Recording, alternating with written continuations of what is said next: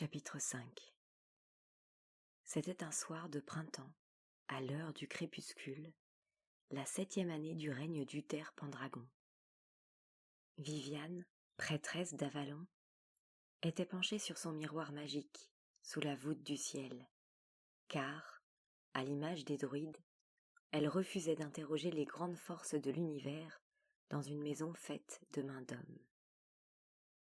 Derrière elle se découpaient les murs de pierre grise de l'ancien temple du soleil, construit par les brillants venus d'Atlantide, des siècles auparavant. À l'opposé s'étendait le grand lac, entouré de hauts roseaux bruissants, noyés dans l'éternelle brume mauve qui enveloppait tout le pays d'Avalon. Au-delà se devinaient d'autres îles, d'autres lacs. Le pays d'été était la plupart du temps couvert de marécages, mais, à la belle saison, ces mares d'eau saumâtres et malodorantes séchaient au soleil, laissant place à une terre fertile qui permettait d'abondantes récoltes. Cette mer intérieure avait d'ailleurs tendance à se retirer au fil des ans, faisant place à un sol de plus en plus sec, qui formerait un jour une région de riche culture. Mais l'île d'Avalon, elle, restait perpétuellement perdue dans les brouillards, cachée au regard des profanes. Et, lorsque des pèlerins venaient au monastère, que les moines chrétiens appelaient Glastonbury, le temple du soleil leur restait invisible, car il faisait partie d'un autre monde. Grâce aux dons, Viviane cependant apercevait parfois l'église qu'ils avaient construite là-bas. Elle savait, sans y avoir jamais mis les pieds, qu'elle s'y dressait depuis longtemps. Des siècles auparavant, en effet, lui avait dit Merlin, des prêtres étaient venus du sud, accompagnés de leurs prophètes, et l'on disait même que Jésus en personne avait été élevé là, chez les druides, et qu'il avait tout appris de leur sagesse. Plus tard, racontait-on aussi, leur Christ avait été immolé, réalisant ainsi le très ancien mystère du Dieu sacrifié. Après sa mort, un de ses parents était revenu au pays d'été. Il avait planté son bâton dans le sol de la montagne sacrée, et celui-ci s'était transformé en aubépine. Cette aubépine qui fleurit non seulement au printemps, mais aussi au cœur de l'hiver. Et les druides, en souvenir du prophète qu'ils avaient connu et aimé, autorisèrent Joseph d'Arimathie à construire une chapelle et un monastère en l'honneur de leur Dieu sur le sol de l'île sacrée, car tous les dieux ne sont qu'un seul. À cette époque reculée, druides et chrétiens avaient vécu côte à côte, adorant l'unique. Puis, les Romains étaient arrivés dans l'île. Ils s'étaient montrés impitoyables envers les druides, coupant et brûlant leurs bosquets sacrés, racontant qu'ils se livraient à des sacrifices humains. Mais leur plus grand crime, aux yeux des nouveaux venus, avait été d'encourager les populations à refuser les lois romaines, la paix romaine. Alors, pour sauvegarder le dernier et précieux refuge de leur sagesse, ces druides s'étaient livrés à un ultime acte de magie, effaçant l'île d'Avalon du monde des hommes. Voilà pourquoi maintenant, elle repose au cœur des brumes éternelles qui la dissimulent au regard des humains, sauf à celui des initiés, élevés en ce lieu, auquel on a montré les chemins secrets permettant de traverser le pays des lacs. Les hommes des tribus eux aussi connaissent l'île et venaient y accomplir les rites de leur religion. Quant aux Romains, chrétiens depuis le jour où l'empereur Constantin avait converti sur la foi d'une vision toute son armée peu avant une bataille, ils croyaient les druides définitivement vaincus par leur Christ. Or, quelques-uns avaient pu subsister sur cette terre cachée où ils vivaient, se transmettant leurs doctrines et leurs secrets. Depuis le pays d'Avalon, Viviane pouvait, grâce à son don de double vue, apercevoir la tour que les chrétiens avaient élevée au sommet de la montagne sacrée. Ils l'avaient dédiée à Michel, un de leurs anges juifs, dont l'ancienne mission consistait à surveiller le monde inférieur des démons. Pour Viviane, c'était là un véritable blasphème, mais elle se consolait en se disant que ce monde n'était pas le sien. Si les chrétiens, à cause de leur esprit étroit, s'obstinaient à considérer les anciens dieux comme des démons, libre à eux. La déesse vivait et continuerait à vivre, malgré eux. Bien qu'il ne fît pas encore tout à fait nuit, la dame du lac portait avec elle une petite lampe, à la flamme tremblotante.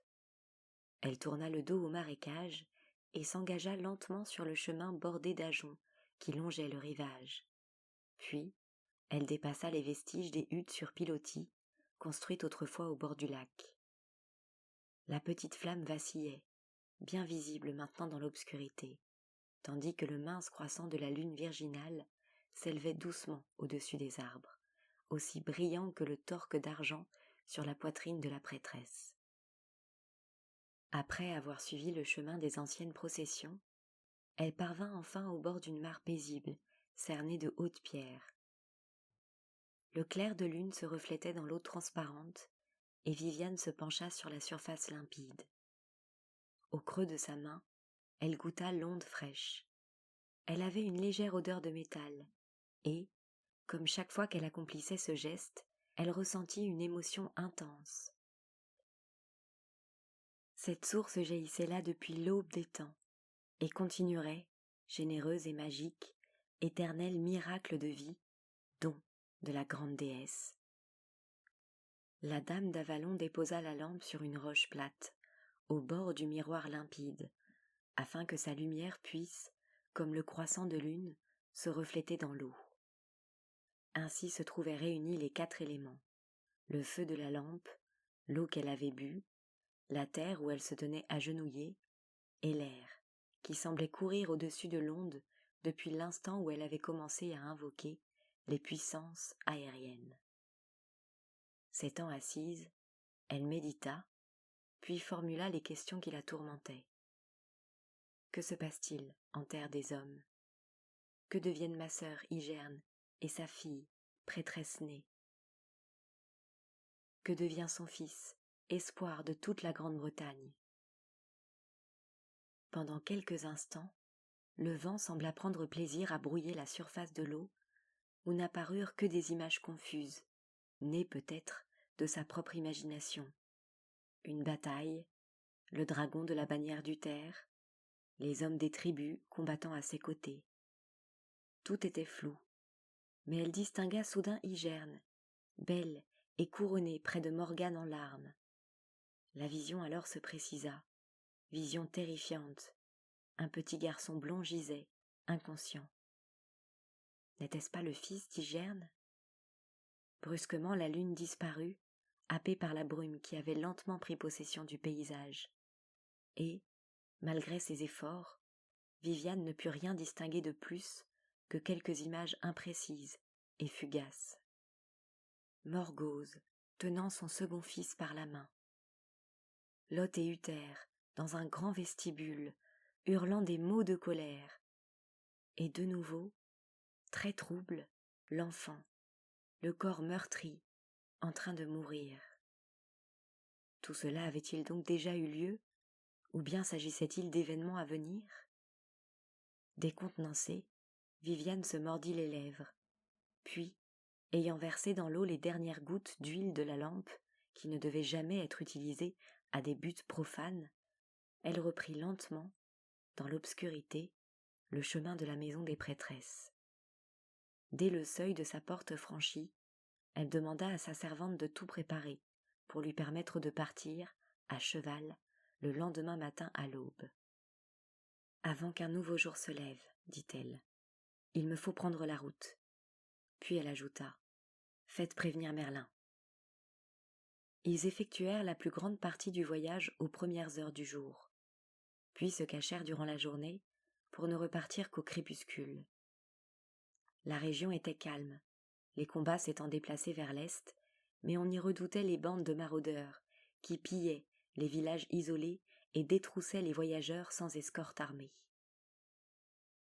Viviane espérait trouver la cour d'Uther vide de toute présence masculine, et habitée seulement par les femmes et les enfants.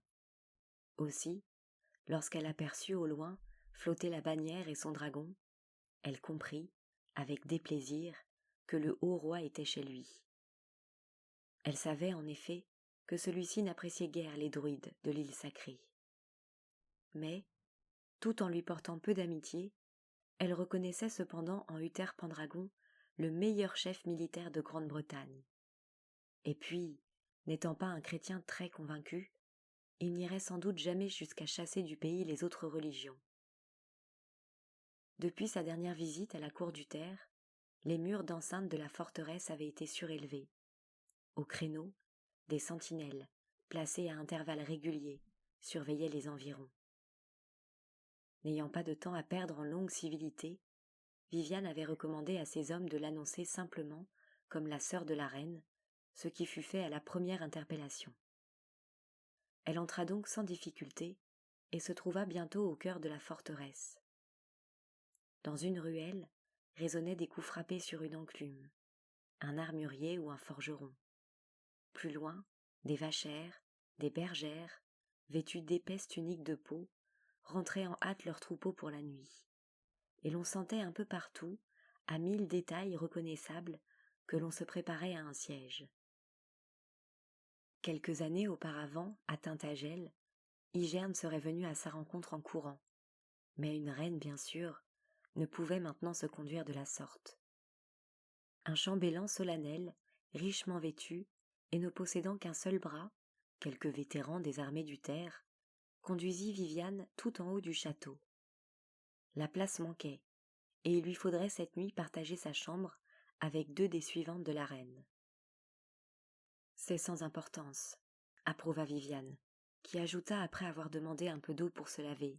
« Quand pourrais-je voir ma sœur ?» L'homme bredouilla une vague réponse, puis une excuse et un prétexte non moins vague qui finirent par éveiller les soupçons de la dame du lac. Un malheur était-il survenu ? Avec 1000 précautions, elle parvint à délier la langue du chambellan, qui finit par avouer que le jeune prince était, le matin même, tombé de cheval. La reine ne quittait pas son chevet et ne voulait voir personne. Bien sûr, lorsqu'elle saurait que sa sœur était là, mais oserait-il la déranger pour l'en prévenir ? « Par la déesse !» s'écria Viviane sans écouter davantage. « Je suis arrivée trop tard. J'ai quelques connaissances dans l'art de guérir. Vite, conduis-moi à dame Igerne. Si elle savait que je suis sous son toit, elle m'aurait depuis longtemps fait chercher. »« Allons, ne perdons pas de temps, » acheva-t-elle, s'élançant hors de la chambre, sans même prendre le temps de quitter les grosses braies de toile qu'elle avait l'habitude de mettre pour voyager à cheval, et de passer une robe mieux adaptée aux circonstances. Peu désireux d'assumer la responsabilité d'un acte si contraire aux ordres de sa maîtresse, le chambellan s'effaça devant elle à la porte du malade, et la dame du lac se glissa discrètement dans la pièce. La chambre était plongée dans la pénombre. Près du lit, agenouillée telle une statue de pierre, se tenait Igerne, blafarde, les yeux rougis, les vêtements en désordre. Dans un coin, un prêtre en robe noire marmonnait des prières.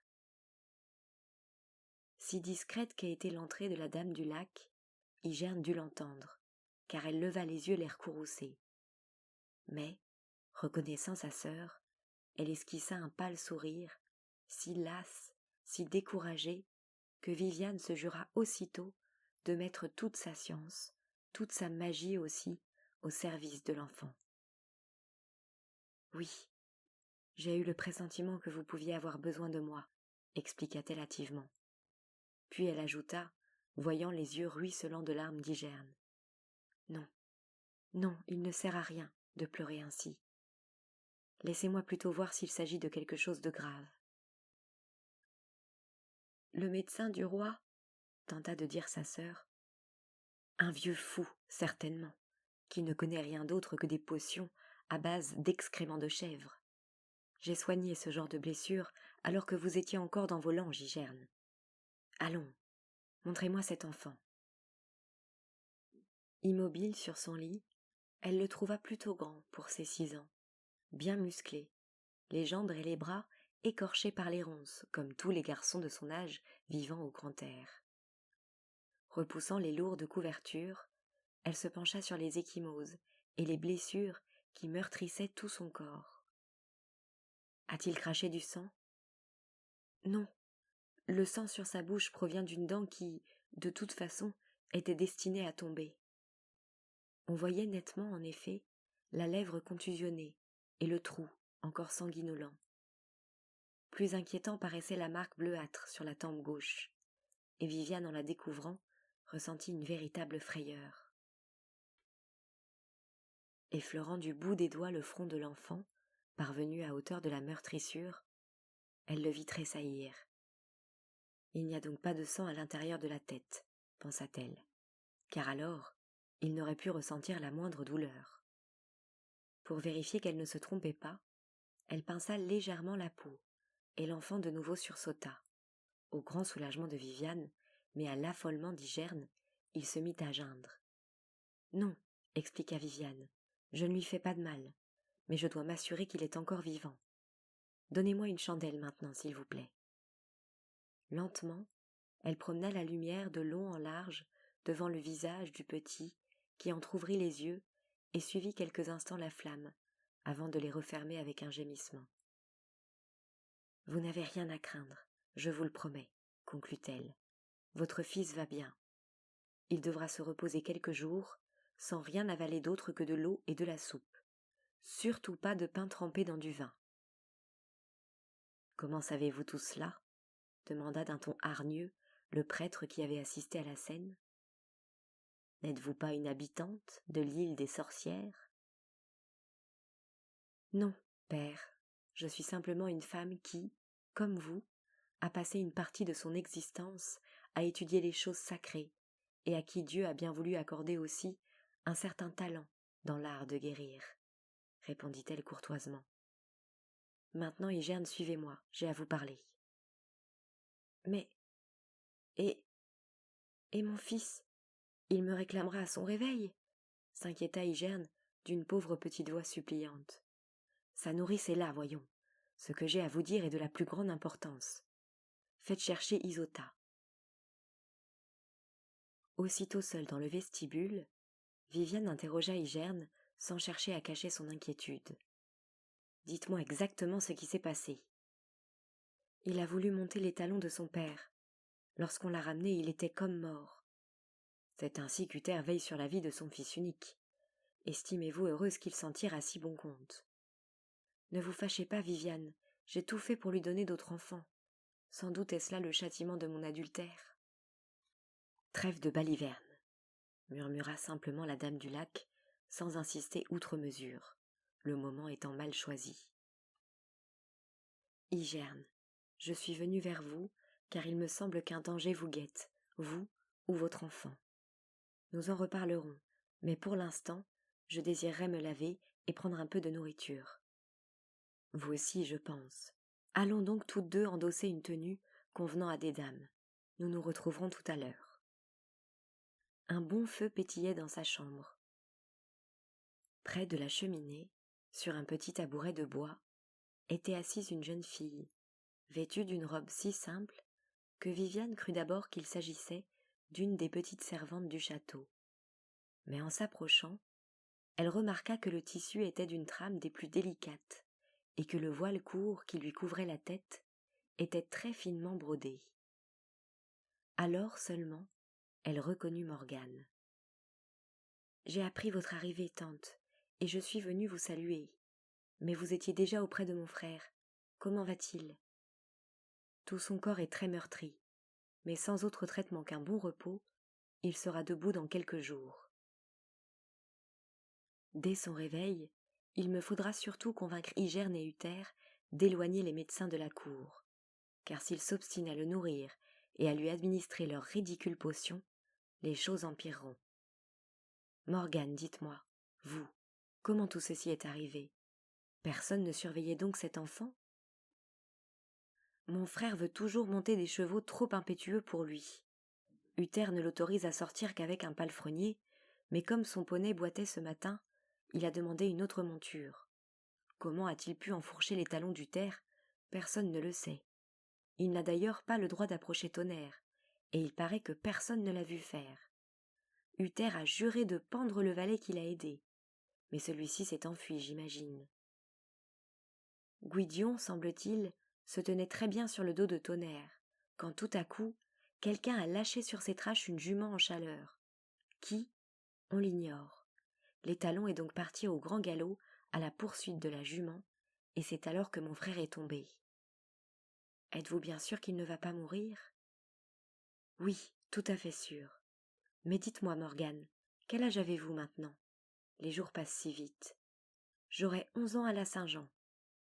L'âge idéal pour commencer son éducation de prêtresse, songea Viviane, tout en enfilant, avec l'aide de la jeune fille, une robe d'une somptueuse couleur verte, teinte avec de la guède. La guède, expliqua-t-elle, préparée selon une formule secrète, produisait ce vert incomparable, au lieu de l'habituel bleu indigo. Puis, revenant à ses préoccupations du moment, elle demanda: « Le prince se lance-t-il souvent dans ce genre d'aventure ?»« Non, il est plutôt intrépide, mais assez obéissant.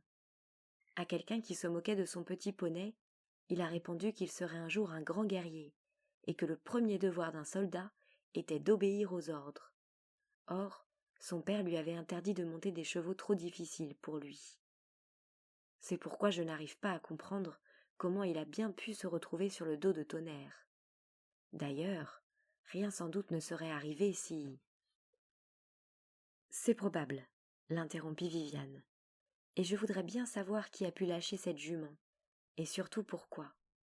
Mais dites-moi encore, Morgane, lui est-il déjà arrivé de frôler ainsi la mort ? » ?»« Non, il a eu la fièvre d'été, mais tous les enfants l'ont eu l'année dernière. Ah, c'est vrai, il y a eu aussi l'empoisonnement. » »« L'empoisonnement ? » ?»« Oui, Isota a juré qu'elle n'avait mis que des bonnes herbes dans sa soupe. Pourtant, Gwydion, une fois, a été aussi malade que s'il avait avalé un champignon vénéneux. » Morgane s'arrêta brusquement sur ces mots, les yeux grands ouverts, comme si tout à coup elle prenait conscience des implications de son récit. « Pensez-vous vraiment que quelqu'un ait voulu tuer mon frère ? » interrogea-t-elle avec angoisse. « C'est la raison pour laquelle je suis là. J'ai eu un avertissement. Je ne sais pas encore d'où vient le danger, mais... » Viviane s'interrompit et demanda en hésitant à la jeune fille. « Morgane, avez-vous encore le don ? Souvenez-vous, nous en avions parlé ensemble, et vous m'aviez avoué qu'il vous arrivait... » »« Oui, je m'en souviens, » l'arrêta Morgane en regardant par terre d'un air gêné. « Vous m'aviez même interdit d'en parler. » »« Bien sûr, on ne doit pas parler de ces choses au premier venu. Mais à moi, vous pouvez et vous devez tout dire. Si le don, en effet, me permet de voir à l'avance tout ce qui concerne l'île sacrée, il n'en va pas de même pour ce qui se passe ici. Vous, en revanche, qui êtes étroitement lié à votre frère, devriez pouvoir m'aider, grâce à votre don de seconde vue, à éloigner les dangers qui le menacent. « Oui, peut-être, » réfléchit Morgane tout haut, « mais je ne sais pas utiliser ce don. » « Je peux vous l'apprendre, »